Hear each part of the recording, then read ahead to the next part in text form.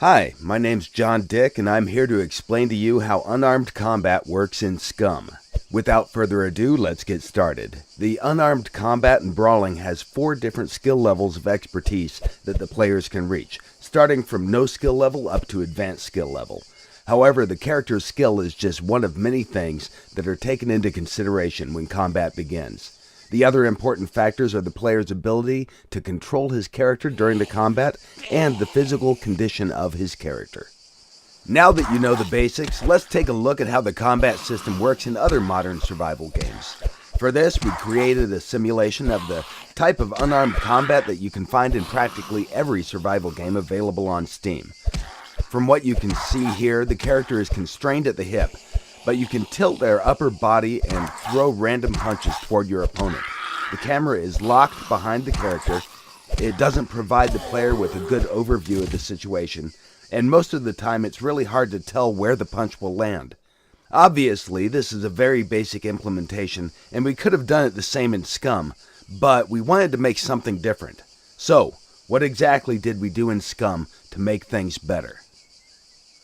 First, we wanted to find out the best way to fit martial arts in Scum's gameplay mechanics, and we quickly realized that the angle of the camera has to be changed. The free camera view not only provides players with a better overview of the situation, it also helps when you have to engage multiple opponents at the same time. The game also provides a first-person perspective camera for the combat mode, and everything works well there too. Once you enter combat, you'll be able to perform different moves and attacks. For example, you can try to circle around your opponent and control the fight from a distance. During the combat, you can defend yourself or attack. From defensive moves, you can use block or dodge, and from the attacks, you can choose kicks, punches, and combo moves. A dodge is used when you want to outmaneuver your opponent and then strike back in a counterattack with a different combination of punches and kicks. With the left mouse button, you can perform punches. With the right mouse button, you can do kicks. Combos are performed by pressing a combination of keys, followed by left or right mouse button, depending on whether you want a punching or kicking combo. The skill level of your character will define types of moves your character will use during the combat. So, for example, he might do a simple jab or a cross.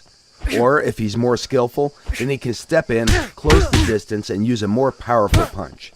Combos are special attack combinations that inflict more damage than a normal punch or kick, but they also drain stamina at a faster rate. The best way to use a combo is against a dodge or a block, and if you perform the combo successfully, you'll increase the chance for a knockout. Along with the skill level, the character's attributes will also influence the outcome of the fight. Strength, constitution, and dexterity are attributes that the player chooses during the character creation process. But once the game starts, these parameters will gradually change depending on the character's diet, metabolism level, actions players take, and overall health status of the character. That will, of course, be reflected on the character's speed, endurance, and strength during the battle. With proper diet and workout, it's possible to boost all these attributes to their maximum values. The only exception is the intelligence attribute, which will stay the same or drop down if, for example, a character gets shot in the head. In the current presentation, you can see different skill levels and how they will be represented in the game. Our plan is to make different sets of animations for each skill level to allow players to visually recognize the skill levels of their foes. This is still a work in progress, and it will not be included in the early access version of the game. Everything that your character carries in the game will have an impact on how you will perform in the combat. Heavy gear will make your moves slow and sluggish, and it will drain your stamina more quickly. It's recommended that you drop excessive weight before you enter a fight. The combat skill can be effectively used against other players, NPCs, and it can be used against animals too. Although we do not recommend you attack bigger and more dangerous animals unless, of course, you're sure that you can beat them or outrun them.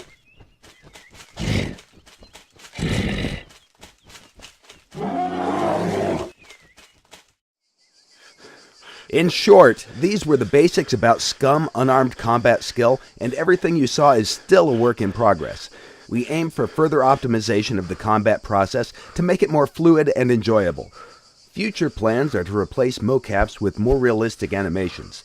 to make hit reactions for blocks, and because our system is modular, once everything is set up, we plan to include other martial arts as additional combat skills that players will be able to choose. We hope you have enjoyed this presentation, and if you want to find out more about Scum, be sure to follow us on Facebook, Twitter, or our dev blog on scumgame.com.